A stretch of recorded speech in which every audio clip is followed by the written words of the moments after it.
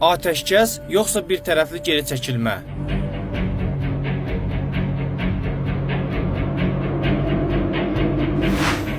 İran ilə Siyonist rejim arasında baş verən 12 günlük müharibə təkcə cəbhədə deyil, eyni zamanda informasiya məkanında da qızğın qarşıdurma şəklini aldı. Bu müddət ərzində Siyonist rejimə ağır zərbələr indirildi.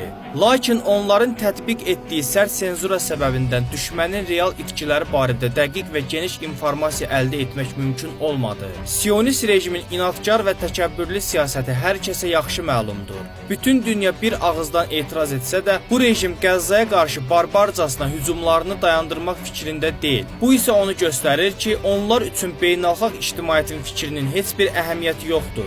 Əgər bir hədəf müəyyən ediblərsə, ona çatmaq naminə istənilən qanunsuz və ya qeyri-insani addım atmağa hazırdırlar. Elə bu səbəbdəndir ki, bu cür vəhşi və inadkar bir rejim əgər hərbi əməliyyatları dayandırmağa məcbur olubsa, demək, başlarına gələnlər sözlə ifadə ediləcək səviyyədə deyil. Əminliklə söyləmək olar ki, Netanyahu rejimi son illərin ən sarsıdıcı zərbələrini alır. Əgər bu rejim döyüşü dayandırmağa məcbur olubsa, bu deməkdir ki, onların yaşadığı itkilər hələ bizə açıqlanmayan, lakin daxildən ciddi şəkildə silkələyən bir həqiqətdir. Unutmayaq ki, Yəmən də eyni hücum taktikası ilə hərəkət edir. Qarşısındakı qüvvənin kimliyindən, statusundan və hərbi gücündən asılı olmayaraq düşmənə gecikmədən amansız şəkildə zərbə indirir.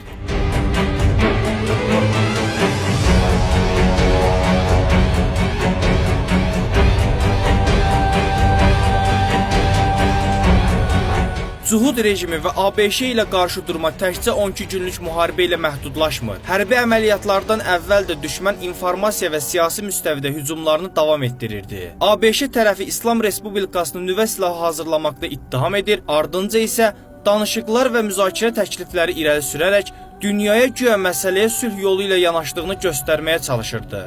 Əslində isə bütün bu addımlar öncədən hesablanmış planın bir hissəsi idi. Məqsəd, gələcəkdəki hərbi əməliyyatlara zəmin hazırlamaq, beynəlxalq ictimai fikri manipulyasiya edərək özünü haqlı tərəf kimi göstərmək idi. Burada mühüm bir məqam da qeyd olunmalıdır. Düşmən belə bir hiyləgər strategiya yürüdürsə, bu, onunla bir masa arxasında oturmağın vacib olduğu anlamına gəlmir. Əksinə bu, onların niyyətlərinin nə qədər təhlükəli və qeyri-səmimi olduğunu ortaya qoyur. Bu məsələ ilə bağlı ayrıca geniş bir təhlil təqdim olunacaq. İmam Xamneyi düşmənlə danışıqların əleyhinə olsa da, İran daxilindəki bəzi siyasi qüvvələrin israrı ilə rəhbər ölkədəki sabitliyi qorumaq və daxili birliyi saxlamaq məqsədi ilə müəyyən şərtlər çərçivəsində danışıqlara razılıq verdi. Lakin danışıqlar zamanı ABŞ dəfələrlə siyasi cığallıq və oyunbazlıq nümayiş etdirdi ki, nəticədə bu, onun beynəlxalq aləmdəki nüfuzuna mənfi təsir göstərdi. Siyasi oyunbazlıqla məqsədinə çata bilməyən düşmən, nəhayət, hərbi əməliyyatlara başlamağa məcbur oldu. Onların savaşa start verməsi əslində siyasi meydanda uğradıqları açıq-aşkar məğlubiyyətin rəsmi etirafı idi. El arasında deyildiyi kimi, əgər bir problemi sözlə həll etmək mümkündürsə, yumruğa təpiyə nəyə ehtiyac var? İlk mərhələdə, yəni diplomatik və siyasi manevrlərlə müşayiət olunan döyüş müstəvisində İmam Xamneyi düşmənlərini tam qətiyyətlə məğlub etdi.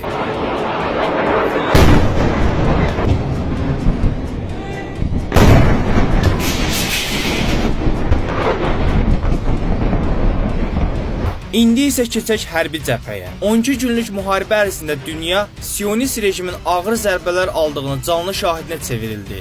Bəziləri deyə bilər ki, bəs İran da itkilər verdi. Bəli, bu doğrudur. Lakin İran dünyada itkisiz dövlət kimi tanınmır. Əksinə, İran şəhidlər verə-verə qan içində belə ayaqda dura bilən, varlığını və gücünü qoruyub saxlaya bilən bir dövlət olaraq qəbul edilir. 8 illik İran-İraq müharibəsi bunun ən bariz sübutudur. Dünya yaxşı bilir ki, İran həm sülh dövründə, həm də savaş vaxtı nə qədər dəyərli şəxsiyyətlərini, generallarını və qəhrəmanlarını itirib. Amma bütün bu itkilərə baxmayaraq İran hələ də sarsılmayıb, əyilməyib və ayaqdadır. Siyonist rejim isə dünyada tamamilə fərqli bir imicə sahibdir. Onlar dünyaya özlərini ildırım sürəti ilə və qəfil zərbələrlə müharibələri qazanan tərəf kimi təqdim ediblər. Bir həftə ərzində 6 ərəb ölkəsini diz çökdürən İsrailin reputasiyası bu taktikaya əsaslanır.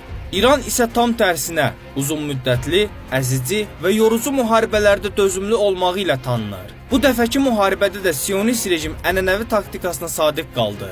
Sürətli və hədəfli zərbə ilə qələbə qazanmaq arzusu ilə İrana hücum etdi. Özü də elə bir hücum ki, nəticəsində İranın bəzi generalları şəhid oldu. Lakin qarşılarında bu dəfə təsadüfi bir ordu yox, minillik dövlətçilik ənənəsinə sahib, möhkəm siyasi iradəsi olan İran dururdu.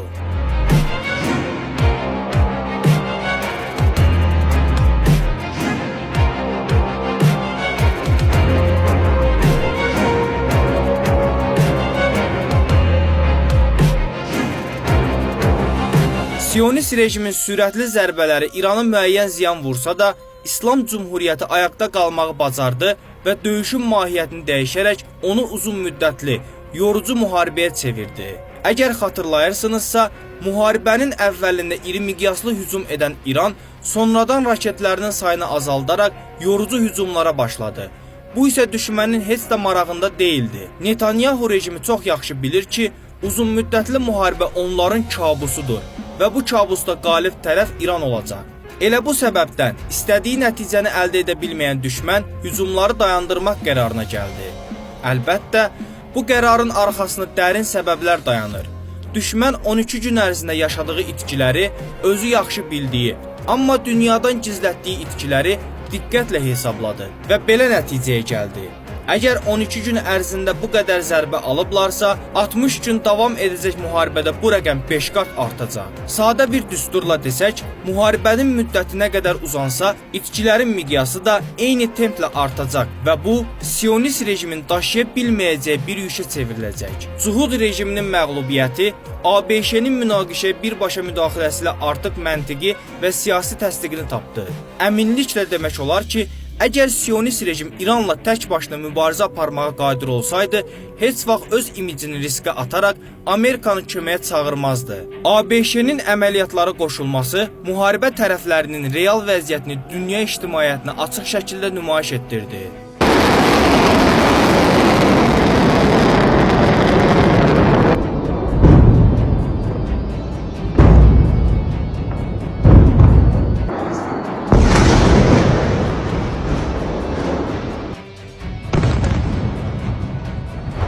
Lakin düşmən tam ümidsiz değildi. Donald Trump hələ də bir plana bel bağlamışdı. Hesab edirdi ki, əgər ABŞ İrana hücum etsə, Tehran uzun müddət cavab verməyəcək və bu gecikmə İranın siyasi nüfuzuna ciddi zərbə vuracaq. Doğru vəd 3 əməliyyatının müvəqqəti gecikməsi düşməni bu planın işləyəcəyinə daha da inandırmışdı. Trump düşünürdü ki, əgər İran cavab verməyə tələsməsə, o, dünyaya qalib bir lider obrazı ilə çıxacaq. İran isə qorxaq və passiv bir dövlət kimi təqdim olunacaq. Bununla da Siyonist rejimin çıxılmaz vəziyyətdən xilas ediləcəyinə ümid edirdi. Lakin bu dəfə İranın cavabı gecikmədi. İslam Cumhuriyyəti birbaşa olaraq Amerikanın Qətərdəki hərbi bazasını hədəfə aldı və düşmənin qurduğu senari alt-üst oldu. Trump artıq anlayırdı ki, bu qarşıdurmanın birbaşa tərəfinə çevrilib və İranla uzun müddətli bir müharibəyə sürüklənmək riski ilə üz-üzədir. Necə deyərlər, Cuhud rejiminin sürükləndiyi bataqlıq bu dəfə Amerikanda yavaş-yavaş udmağa başlayırdı. Lakin Trump bu bataqlığa, xüsusilə də Siyonist rejimin xatirinə girməyə həvəsli deyildi.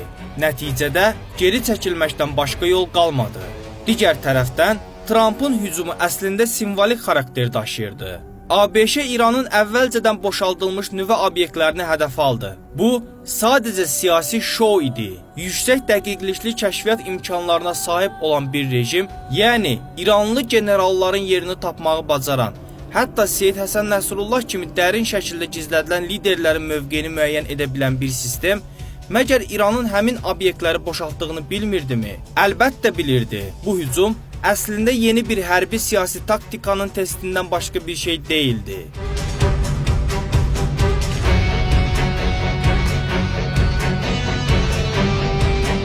İran da Amerikanın Qətərdəki bazasına raket hücumu etməklə bu hücuma eyni dərəcədə simvolik şəkildə cavab verdi. Cavabın mahiyyəti isə aydın idi. hər kim olursa olsun, istər İsrail, istərsə də ABŞ, hücuma cavab veriləcək. Bu, həm Trampa, həm də onun arxasında dayananlara aydın bir mesaj idi. Bu mərhələdə düşmən artıq anlayırdı ki, hərbi müstəvidə çıxış yolu yoxdur. Tramp və Cuhud rejiminin vəziyyətdən xilas olmaq üçün yenidən taktika dəyişdirməkdən başqa çarəsi qalmamışdı. Bütün kartlarını istifadə edən düşmən qələbə əldə edə bilmədiyindən məyus olsa da, hələ işə salınmamış ən böyük kart qalırdı. İran üçün daim kabus hesab edilən xalq etirazları və daxili ixtişaşlar. Bu, Tramp və Netanyahunun sonuncu ümidi idi. Düşmən İran xalqını ayağa qaldırmaq və vilayət fəqih hökumətini sarsıtmaq üçün bu dəfə mələk libasına bürünərək sülh quşu rolunda teatr səhnəsinə çıxdı. Tramp özünü sülhsevər lider kimi təqdim edir və güya Cuhud rejimini sülhə razı saldığını göstərməyə çalışırdı. Halbuki Cuhud rejiminin başqa çarəsi yox idi. Müharibəni dayandırmaq onlara hava və su qədər lazım idi. Amma bu geri çəkilmə dünya ictimaiyyətinə elə təqdim edilməli idi ki, məğlubiyyət kimi görünməsin. Ona görə də düşmənlər bir şou qurdu və məsələni elə göstərdilər ki, güya Siyonist rejim atəşkəsə razı değildi. Amma Tramp təpəsinə döyə-döyə Netanyahunu sülhə razı sala bilmişdi. Tramp İran xalqının etirazçı hissəsinə belə mesaj verməyə çalışırdı. Mən Netanyahunu müharibədən çəkindirdim.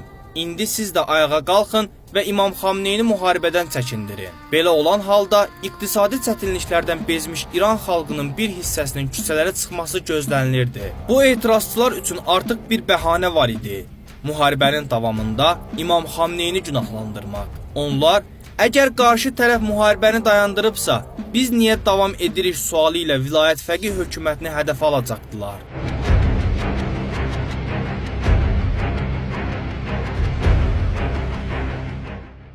İmam Xamneyi bu dəfə olduqca çətin seçim qarşısında qalmışdı. Xalqın hansı hissəsinin fikri nəzərə alınmalı idi? Rəhbər elə bir qərar verməli idi ki, İran cəmiyyəti fikir ayrılığına düşməsin və daxildə parçalanma yaranmasın. Belə bir parçalanma gələcəkdə ciddi ixtişaşlara səbəb ola bilərdi. İmam Xamneyi düşmənin atəşkəs təklifini hansı niyyətlə irəli sürdüyünü dəqiqliklə dəyərləndirərək cəmiyyəti ortaq nöqtədə birləşdirəcək addım atmalı idi. Lakin atəşkəsi qəbul etmək də yol verilməz idi. Bu, həm İranın imicinə zərbə vura bilərdi, həm də düşmənin oyununa getmək anlamına gələrdi. El arasında deyildiyi kimi, yuxarı tüpürürsən bığ, aşağı tüpürürsən saqqal vəziyyəti yaranmışdı. Düşmən çox ciddi şəkildə məqsədinə, İran daxilində xaos və parçalanma yaratmağa yaxınlaşmışdı. Ancaq İmam Xamneyi bu gərgin vəziyyətdən möcüzəvi şəkildə çıxış yolu tapdı. Elə bir qərar verildi ki, nə şiş yandı, nə də kabab. İslam Cumhuriyyəti nə atəşkəsi qəbul etdi, nə də müharibəni davam etdirdi. Bu yolla həm dövlətin mövqeyi və imici qorundu, həm də daxili sabitlik təmin edildi. İranın verdiyi rəsmi bəyanatda da bu mövqe açıq şəkildə ifadə olundu. Müharibəni düşmən başlayıb, İran isə sadəcə cavab verib. Əgər düşmən hücuma keçməsəydi, İranın da belə bir niyyəti olmayacaqdı. Kim bizi hədəf alarsa, cavabını alacaq. Necə ki aldı da. Bəyanatda farsça işlədilən təvəqqüf yekitərəfi, yəni bir tərəfli dayanma ifadəsi düşmənin bütün planlarını alt-üst etdi. İran açıq şəkildə bildirdi ki, müharibəni başladan tərəf özü də dayandırdı. İran isə əli tətikdə, daim hazır vəziyyətdə dayanır.